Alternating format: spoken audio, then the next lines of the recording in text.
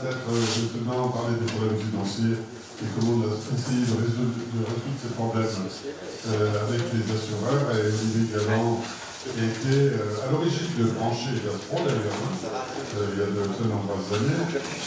Les assureurs veulent nous raconter cette longue saga des assureurs.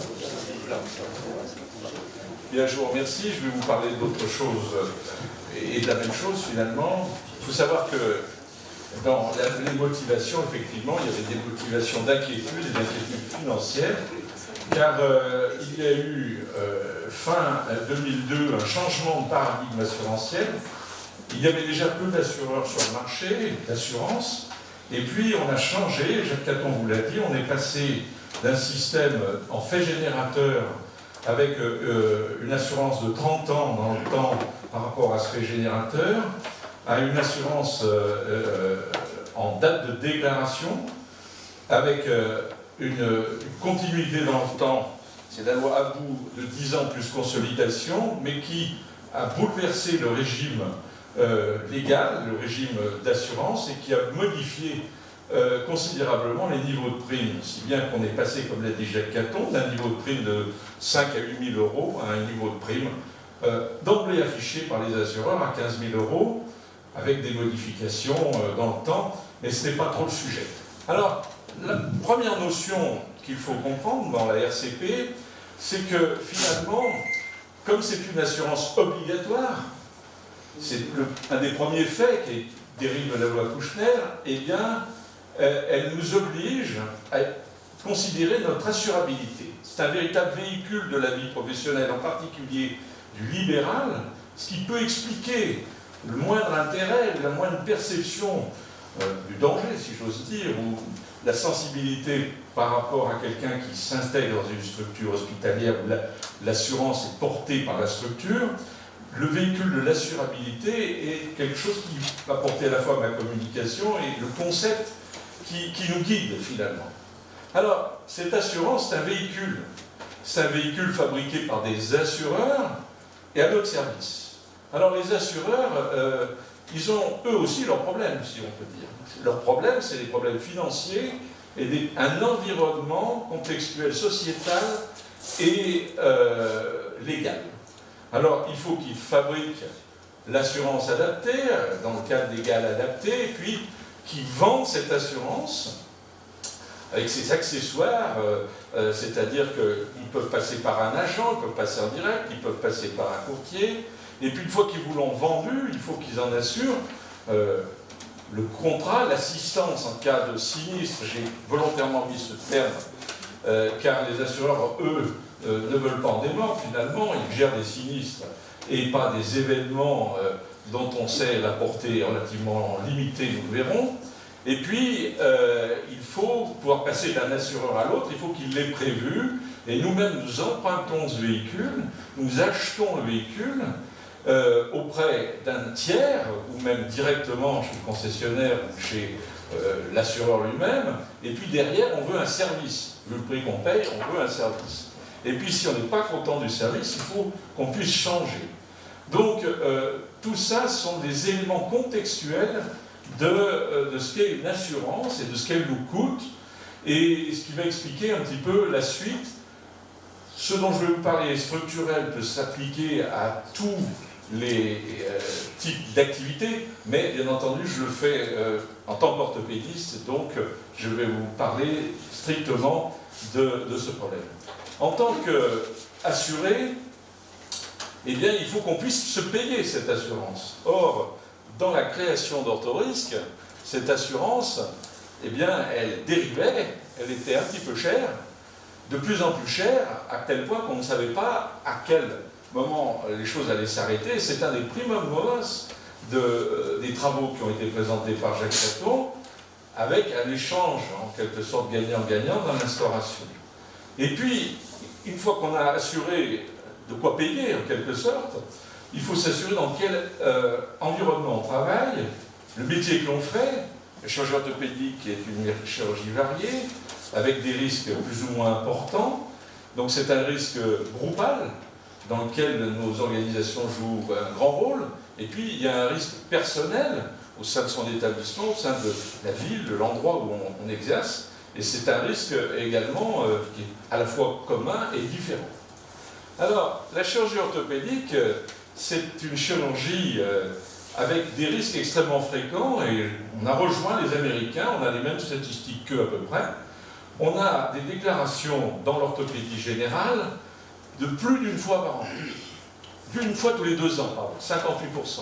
Alors qu'en chirurgie vertébrale, on a atteint, voire dépassé la déclaration annuelle. Donc tout ça, ça génère des frais, ça génère quand même, on est sur des événements qui ont beaucoup progressé, à la fois groupalement, puisqu'on opère beaucoup plus que ce qu'on pouvait opérer encore même il y a 10 ans, et puis à titre personnel, on a ce risque qui est dû à la chirurgie que l'on propose. Alors, il faut savoir par ailleurs que la pratique n'est pas si mauvaise, nous le verrons, mais que pour l'assureur, en miroir, au-delà d'une prime, vous payez une prime 100, au-delà de 75 qu'il aurait déboursé, le risque devient moins intéressant pour lui, et pour certains assureurs, l'équilibre du risque ne se fait pas vraiment en orthopédie. Parce que l'orthopédie, ou la chirurgie, ou l'assurance, c'est un problème de mutualisation. Ce qu'il faut bien comprendre, c'est que l'assureur s'en va lorsqu'il n'a plus sa mutualisation, lorsque son rapport sinistre-prime atteint 100%, voire au-delà, et lorsqu'il craint d'être ruiné. Alors, les primes actuelles, elles sont favorables, elles ont quand même été stationnaires même, malgré cette augmentation contextuelle sur laquelle je vais revenir.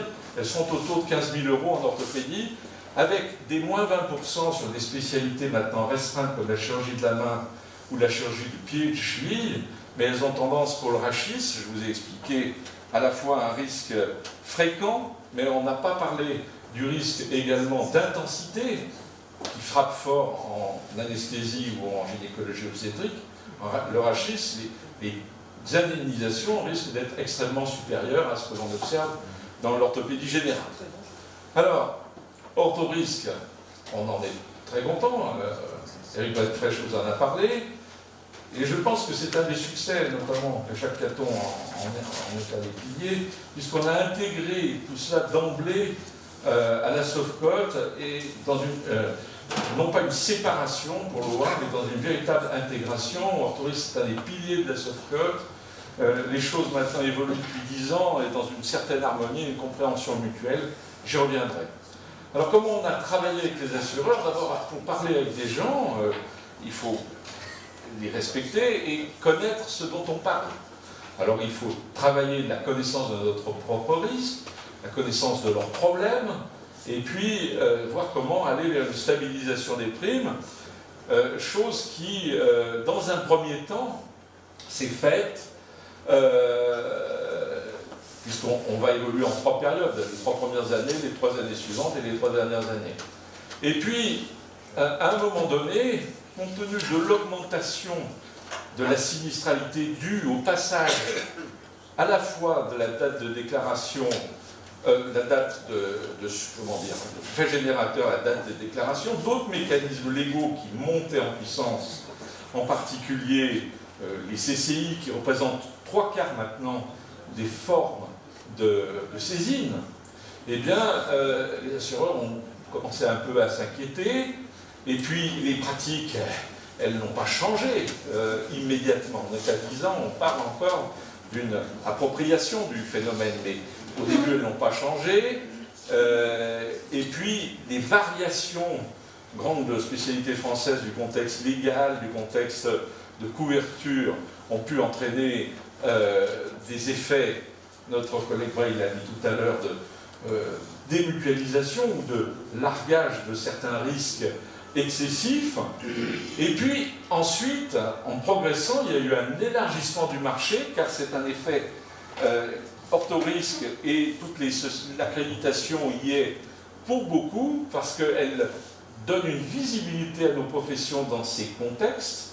C'est un effet indirect, mais une fois que les choses se sont stabilisées au niveau du contexte légal, au niveau, si tant est qu'elles le soient totalement, du contexte légal, la création du fonds en 2012, eh bien, le marché s'est stabilisé. D'autres acteurs, de nouveaux acteurs, car la concurrence est un phénomène très important dans la stabilisation des prix. Et donc le marché s'est élargi. Cette concurrence entre les assureurs a également contribué à la stabilisation du marché. Et donc, comme il y a une augmentation globale du volume, eh bien, on peut dire qu'on a une stabilisation qui est en fait une baisse, si vous voulez. Vous avez plus d'opérations, vous avez plus d'acteurs, mais vous avez une stabilisation du prix par ces phénomènes conjugués.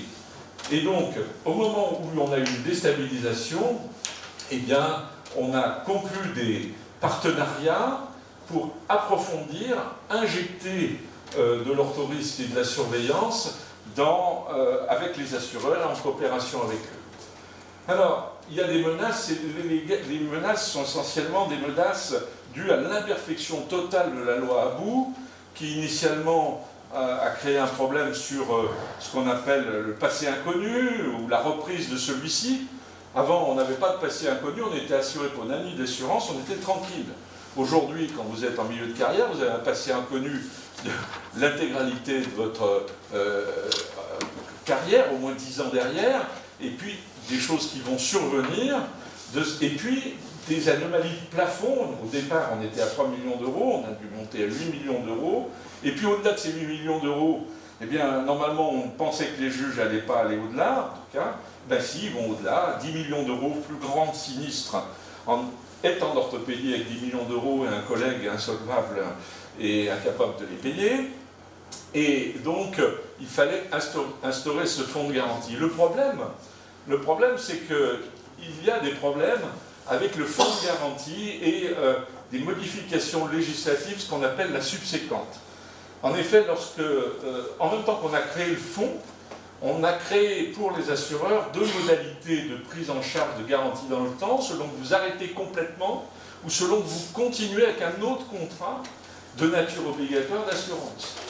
Si bien que les assureurs, si vous continuez, considèrent que vous avez une subséquente de 5 ans, et le fonds considère que lui n'intervient pas avant 10 ans. Donc vous avez un trou d'assurance actuellement, si vous changez d'activité ou pas, si vous la stoppez ou pas, avec les assureurs qui nous disent, d'où l'intérêt de parler avec eux, écoutez, nous on veut bien couvrir la différence, mais ça va vous coûter plus cher, ça va faire augmenter les choses, les primes en particulier, et donc il faut laisser aux juges juger cette affaire entre le fonds chargé de combler tous les trous, en quelque sorte, et nous qui sommes tenus par je vous ai fait grâce des textes, 2 textes de loi, entre vous continuez un peu, vous passez par exemple d'orthopédie pratique à expert, ou passez de chirurgie vertébrale comme moi-même à chirurgie générale orthopédique, et bien d'abord vous n'avez plus que 50 couvertures, et ces 50 couvertures, ça vous fait un gros trou, vous avez encore 10% de votre sinistralité derrière vous. Et au bout de 10 ans, le fonds censé intervenir, il y a encore 2% de sinistralité, je ne parle que d'orthopédie, derrière vous. Donc il y a des difficultés pour lesquelles il faut sans cesse se référer aux assureurs, les lois successives, leur interprétation, les trous de garantie, qui ont également modulé grandement à la fois le marché, son attractivité pour les assureurs, et pour nous, les tarifs. Heureusement, les choses sont stabilisées, notamment dans la discussion. Alors, il faut quand même savoir qu'il y a quand même de l'intensité en orthopédie, et par exemple, même si nous ne sommes responsables que dans un quart des cas avec des petites sommes, beaucoup, il y a des gros sinistres supérieurs à 300 000 €, et ça représente 25 primes annuelles, parce que le courtier, dans mon véhicule que je vous ai présenté, tout le monde mange un petit peu, l'État en premier 9%, le courtier, etc.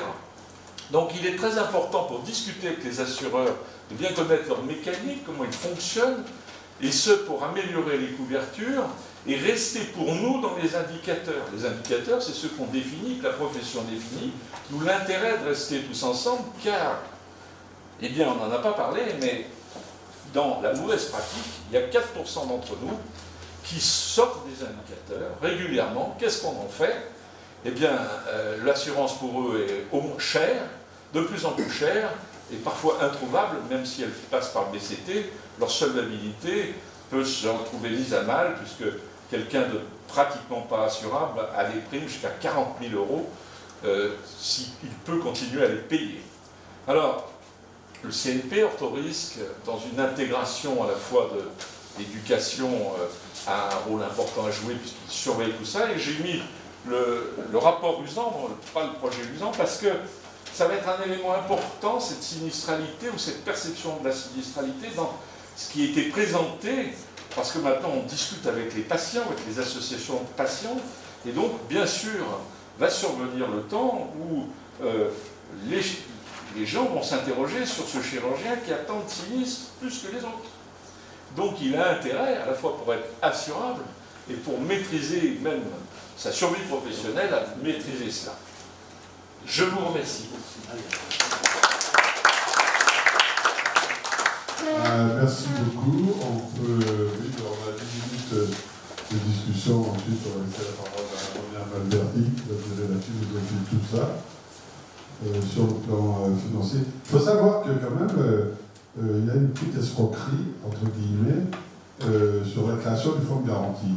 Pour essayer de régler le problème du trou de garantie de la subséquente au départ à la retraite, tous les syndicats, y compris les syndicats d'infirmiers, de kinés, etc., se sont unis pour créer le fonds de garantie. Il faut savoir que ce fonds de garantie, qui nous permet d'être indemnisé, qui nous assure après le départ à la retraite, il est financé, pas uniquement par les médecins, il est financé par les médecins généralistes, par les kinés, etc.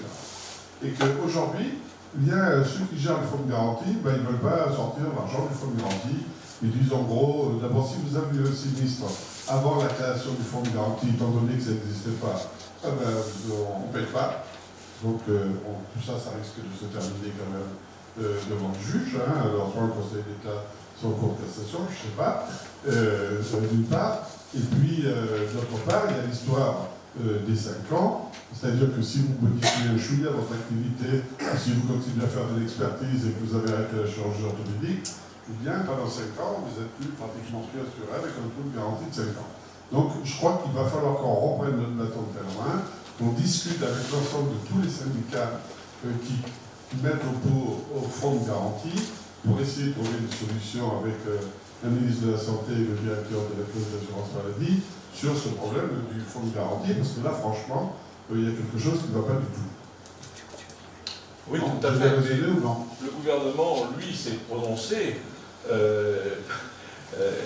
en soutenant ce que tu viens de dire. Il a écrit. Le problème, c'est qu'il y a 2 textes de loi contradictoires. C'est-à-dire que les assureurs, eux, ils ont un texte de loi. Il faut savoir que dans ces textes de loi, ce sont leurs plafonds sont leurs planchers. C'est-à-dire que tout se facture, en quelque sorte. Si vous voulez une garantie à 15 millions d'euros, l'assurance va vous coûter plus cher, par exemple. Si vous voulez du service en plus, on dit les assureurs, etc., j'ai marqué dans mon véhicule, j'ai parlé que les services rendus, ma foi, ça coûte un peu plus cher dans certains cas que dans d'autres. Parce que c'est comme une voiture avec des options, en quelque sorte. Et donc, si on veut des garanties supplémentaires, il va falloir les payer. Alors, c'est la stratégie, en tout cas, de 2 assureurs, et le troisième suit la même s'il vous rassure complètement en disant qu'il s'en occupe. C'est-à-dire de dire, quand même, on est pris, on a des lois différentes, on va laisser se prononcer le juge, mais on sait que c'est soit vous, soit nous, soit le fonds qui va payer, mais si nous, on met un dispositif pour que on soit sûr que vous soyez couvert, ça va vous coûter. Voilà, c'est leur discours. Le fonds de garantie existe depuis 2011, et il n'a pas un centime qui est sorti du fonds de garantie. Oui, lui, il ne veut pas sortir rien avant 2022. Christian. Oui, Christian Delaunay, chirurgien orthopédiste. Je voudrais juste dire quelque chose ici dans cette enceinte qui peut être extrêmement choquant, mais puisqu'on vient de parler d'argent, je voudrais parler d'argent. 2 choses. Vous avez dit tout à l'heure sur le temps qu'on donnait la gestion d'orthopédie. Donc, voilà. Anecdote personnelle, j'ai eu hier matin une complication sur une prothèse de genou tout à fait banale qui ne posait aucun problème technique. Et c'est une complication. Ça m'a pris 1 heure, 1 heure et demie à la résoudre. J'ai dû passer au moins 2 heures sur le dossier pour préparer la future expertise je serais fort de m'arrêter sur cette complication si ça tourne mal. J'ai déjà au moins 2 ans d'administratif derrière moi. Donc, quelque part, si vous voulez, je comprends cette donc je pense qu'hélas, évaluation, orthorisque ou pas, lorsqu'on a des soucis maintenant, on passe beaucoup plus de temps à gérer le risque qu'on a eu et le risque assurantiel qu'on risque d'avoir qu'à gérer finalement le patient. Espérons quand même faire expliquer. La deuxième chose, c'est qu'on a parlé de checklist tout à l'heure, et je vais encore, excusez-moi, utiliser un truc personnel parce que ça illustre bien. Maintenant, je travaille à mi-temps. Quand j'étais plus jeune et que je travaillais sur 2 salles, il était impossible de faire la checklist telle qu'on me le demande de la faire, puisque de toute façon, quand je commençais une intervention, l'anesthésiste était à ma pièce d'à côté, faisait l'anesthésie du patient. Quand j'arrivais dans la pièce d'à côté, le patient dormait, l'anesthésiste était revenu faire le réveil du précédent. Donc, on pouvait faire la partie centrale de la checklist, on ne pouvait pas faire ni la première partie et surtout pas la troisième partie. Et évidemment, on travaillait sur 2 salles, on avait plus de travail, on avait plus d'argent dans le privé. Au jour d'aujourd'hui, je ne travaille que dans une seule salle. J'ai 15 minutes de temps de repos de salle entre chaque patient. J'ai largement le temps de faire mon compte rendu opératoire, de discuter avec l'anesthésiste, d'aller même prendre un café avec lui. On prépare l'intervention d'après et je gagne 2 fois d'argent d'avant. C'est aussi, je pense, quelque chose qu'on ne peut pas négliger. Ah, écoute, on va peut-être pas envoyer des discussions là-dessus, je pense. Moi, je voudrais dire juste 2 mots. On a parlé des chirurgiens qui sortent des clous. Là, donc, avec René Alberti, il faut lui rendre hommage, on a fait un travail avec la NACSF, nous avons mis à disposition 700 dossiers de sinistres qu'on avait analysés.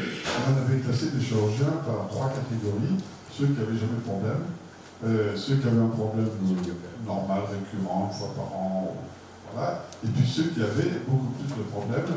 Et on s'est aperçu que dans ceux qui avaient beaucoup plus de problèmes, je ne sais pas, il y avait des problèmes personnels, du divorce, la vue qui changeait, il y avait des plaies d'adjournant parce qu'il n'était pas de lunettes pour opérer, etc. Enfin bon, voilà. Donc ça nécessitait peut-être d'aller faire chez ces chirurgiens des visites de risque chez eux, et je pense que ces visites de risque, maintenant, tous les assureurs le font, et que les chirurgiens commencent à les accepter. Tu veux dire un petit mot là-dessus, on est? J'en dirai un petit mot, voilà. Est-ce qu'il y a encore des questions? Oui, Hubert. Je reviens justement sur ce que vous venez de dire, parce que moi je travaille sur une seule salle. Mais les réseaux organiques nationales font que c'est très compliqué de faire une checklist. Parce que l'anesthésiste, lui, il travaille sur 2 salles. Et donc, une fois qu'il a endormi son patient, alors que nous on est allé faire son compte rendu, voir un coup, enfin, bon, il est sorti de la salle. Et nous on arrive pour faire l'opération. Et donc, ce sont des détails comme ça qui font que parfois, non, mais c'est la réalité. Non, mais Hubert, je suis d'accord avec toi, mais enfin, là, si le médecin anesthésiste, c'est pareil, il y avait fermé l'anesthésiste. Il n'y a pas personne dans cette opération. Non, s'il n'y a personne, j'ai pas dit qu'il y avait personne. Je dis, les 2 médecins, oui. Il est très difficile. Non, mais tu peux faire la checklist de Taïwan, tu peux le faire avec l'infirmière anesthésiste. Parce que tu sais si l'antibioprophylaxie a été faite au bon moment, si c'est pour traiter la bonne identité. Je veux attirer l'attention sur le maillon faible. Oui, je dis, checklist, alors d'accord, on coche les cases, on coche les cases. Mais en pratique, c'est compliqué de faire la checklist, en particulier la partie 3. Le post-opératoire, etc. Parce que l'anesthésiste, il y a longtemps qu'il est parti. Et puis voilà. Ouais, de toute façon, moi je pense qu'en France, on n'a pas toujours ce problème, parce qu'il n'y a pas longtemps, j'avais aider des chirurgiens italiens, j'étais dans un grand hôpital universitaire romain. Je te promets, j'ai bien à faire l'opération. À un moment, je me suis dit, merde, on n'a pas vérifié le côté, on n'a pas fait la checklist, on n'a rien fait. C'est le bon côté. Moi, j'aidais un peu, puis de temps en temps, je prenais tous les manettes, mais je suis allé voir le dossier, quoi. Je dis, on ne peut pas m'ouvrir un peu le dossier, il faut regarder si vraiment c'était le bon côté, etc. Et après, pour le malade suivant, j'ai vu comment il faisait. Il y avait un mec qui passait, le malade n'était pas du tout endormi, et il remplissait tous les items de la checklist, et donc, par là, c'était fini. Et encore, là, il remplissait quelque chose, mais le nombre d'établissements ou de pays où la checklist n'est pas faite, il y a quand même de quoi s'inquiéter. Une critique, c'est Eric, tu veux dire un mot? Sur la checklist, ça marche, hein. Sur la checklist, je voudrais juste dire un mot. En fait, je suis à peu près persuadé que pour que le checklist soit réellement faite, il faut que ça parte de l'établissement, de la direction de l'établissement. Je vais vous donner un exemple. Moi, dans mon établissement, je n'arrivais pas à faire la checklist depuis des années. Puis on a eu une visite de l'ARS à l'établissement, qui a vu que la checklist n'était pas faite correctement. Ils ont mis un rapport, ils ont dit que si ce n'était pas fait sur 24 heures, ils fermaient l'établissement. Et bien, je peux vous assurer qu'elle est très bien faite. c'est très bien fait. C'est-à-dire que tout le monde est prêt, les investisseurs sont présents quand il faut. C'est tout. C'est le principe de la police de la route. Ça marche que comme ça. Sur les problèmes financiers, avant qu'on donne la parole à Ronald Lamberti, est-ce que vous avez des... En tous les cas, en orthopédie, on a vu les primes qui ont commencé à baisser. Et pour ceux qui n'ont pas de sinistre, aujourd'hui, les assureurs diminuent de 10% le montant des primes. Donc je trouve que c'est quand même une grosse victoire qu'on a aujourd'hui, quand même. Si, un peu, quand même. Oui, il faut dire les choses. La gestion des risques vus par les OA, c'est la gestion des risques qu'on a. C'est pas un risque assurantiel vraiment. Ce qu'on gère, c'est la gestion des risques. Je vous l'ai dit, hein, vous avez vu le rapport, c'est 20 milliards par an de consacrés pour corriger les erreurs. Si les assureurs devaient payer ces 20 milliards, les prix d'assurance seraient multipliés par 40. Donc, la sinistralité assurantielle n'est qu'une petite partie des risques. Une très faible partie des risques. Heureusement. Et nous, notre travail, c'est de diminuer les risques au global, pas que les risques assurantiels.